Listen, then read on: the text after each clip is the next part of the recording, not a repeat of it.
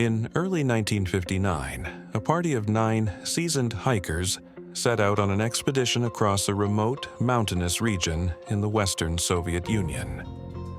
These were experienced men and women well versed in the harsh Siberian terrain. Still, their adventure would tragically end in mystery.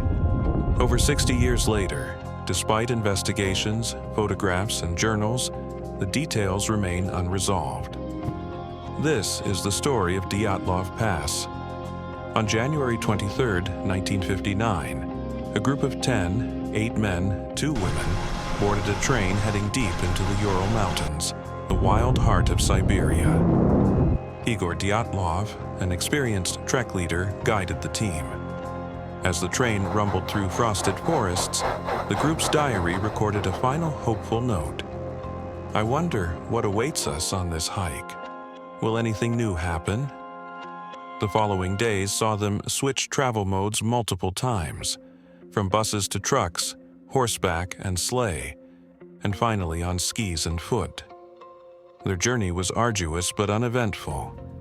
On January 28th, one member, Yuri began feeling unwell. He made the difficult decision to return alone, leaving the remaining 9 to continue. This photograph was taken shortly before they parted ways, the last visual memory he would have of his friends.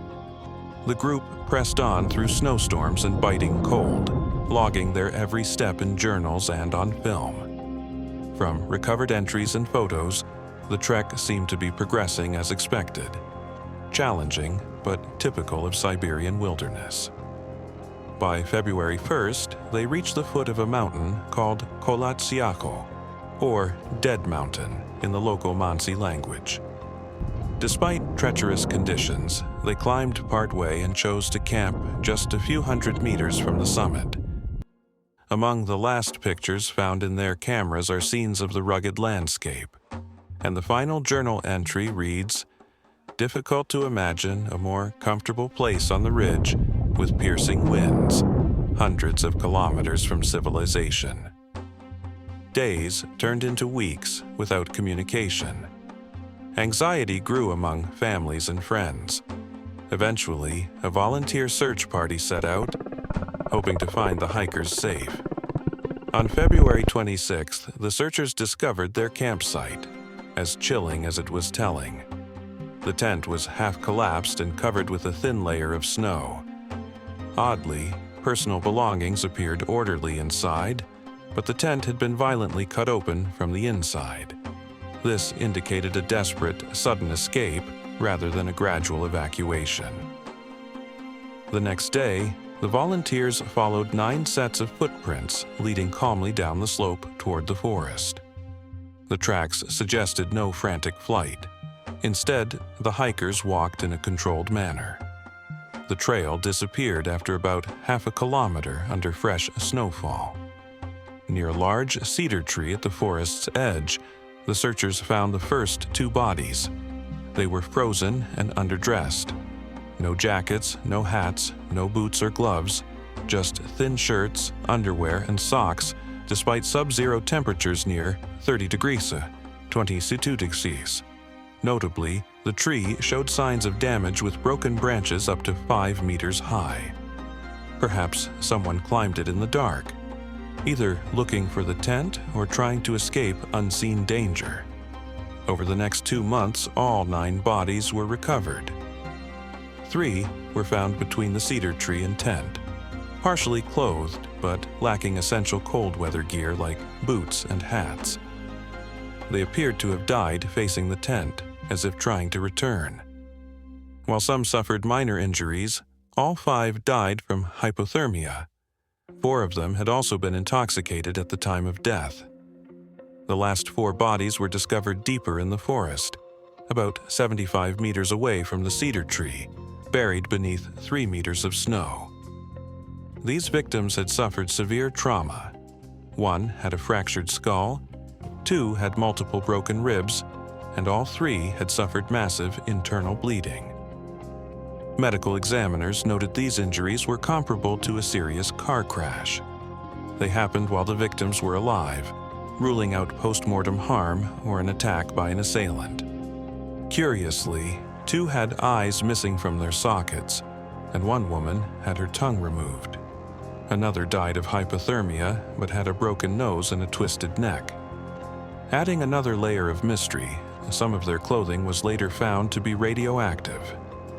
The investigation was closed on May 28, 1959, with an ambiguous conclusion. The cause of death was an unknown compelling force the hikers could not overcome. This vague explanation left much to be desired. So, can these strange details be explained more straightforwardly? The missing tongue in one victim, although sensationalized, was likely not removed violently while alive. Medical reports state simply that the diaphragm of the mouth and the tongue were missing, without suggesting how. This could be due to decomposition or animal activity after death. Similarly, the missing eyes were explained as post-mortem tissue loss from exposure to water. Claims that a large amount of blood was found in the stomach are misleading. Forensic reports mention a dark, red, slimy mass, likely a mixture of partially digested food and blood from internal injuries. Regarding the radioactivity, only 3 garments exceeded normal background radioactive levels slightly, and contamination was possibly from radioactive dust in the atmosphere. However, 2 victims had backgrounds working at nuclear facilities, offering another plausible source. Many have reported sightings of strange lights or UFOs over the area around the time of the incident, including testimonies from soldiers, hikers, and locals. These include fireballs and luminous orbs, but none are conclusively connected to the deaths. A blurry nighttime photo was recovered, appearing to capture a mysterious light, though it could just as easily be a candle, fire, or flashlight. Taking all evidence into account, what actually happened? The crucial mystery is why the hikers left their tent, cutting it open from inside, leaving belongings behind, and why some had severe physical injuries while others died from the cold. A likely explanation is that the hikers were forced out by an immediate threat inside the tent. Since the tent was slashed open from the inside, danger outside, like an animal or something else, doesn't fit because there would have been no need to cut out. The footprints show calm movement down the slope, not panic. There was a homemade stove inside the tent with a custom exhaust pipe built by Dyatlov.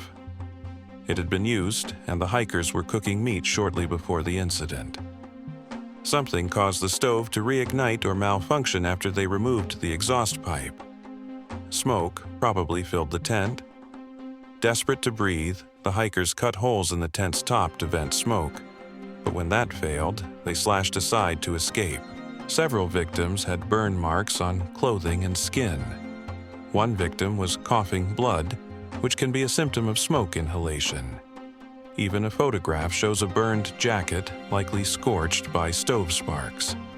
Outside, it was bitterly cold and dark. Many of the hikers were underdressed, possibly due to haste or impaired judgment from alcohol. In these conditions, they moved toward the woods to seek shelter and start a fire. Some climbed trees, others gathered wood. Unfortunately, 4 triggered a small avalanche that swept them off a cliff about 3 meters high, fatally injuring them. The others froze as the last embers died out. This tragic sequence explains nearly all strange facts. Fire and smoke forced their flight. Hypothermia claimed victims. Injuries were from accidental falls. Radiation was incidental or occupational, and odd bodily conditions resulted from exposure and decomposition. Despite endless speculation over the decades, from secret weapons tests to extraterrestrial interference, the most likely cause of the Dyatlov Pass tragedy remains a tragic accident compounded by harsh elements and human error.